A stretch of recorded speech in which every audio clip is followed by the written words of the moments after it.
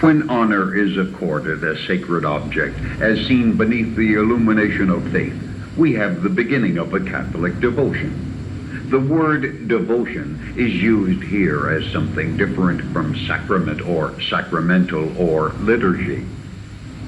Catholic devotions form an integral part of the history of the Church. They find in the most natural way their roots in the soil of the most exact theology.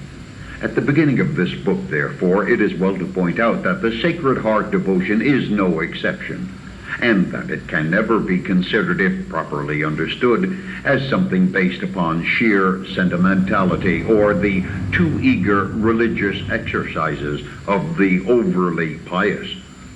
Devotion to the Sacred Heart, Pope Pius XI pointed out in Miserentissimus Redemptor, is the very epitome of our religion and opens the way to a more perfect life.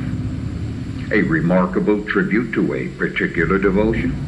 The answer is no, when we consider two extraordinary facts.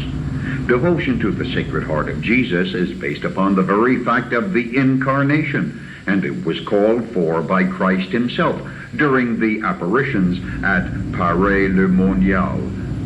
In the pages that follow, it will be seen that Sacred Heart devotion, as the phrase is properly used, did not begin in the latter years of the 17th century.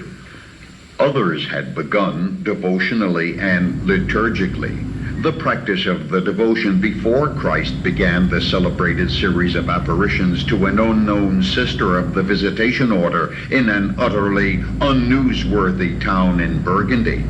It was, however, with these apparitions and what followed upon them that the attention of the world at large was drawn to the devotion and the particular manner of its observance, as indicated by our Lord himself. Rightly, it may be asked, is there any reason, as our limited human intelligence can seek it, why Christ deigned to grant these manifestations in the 17th century rather than at an earlier period? Two answers can rightly be given to this question. The first takes one back, strangely enough, to the later years of the 13th century and to the writings of the Benedictine mystic and writer, Saint Gertrude of Germany, who died in 1302. Characteristic of Gertrude's life was her devotion to the Sacred Heart, and it is of this that she speaks when describing the celebrated visions she experienced.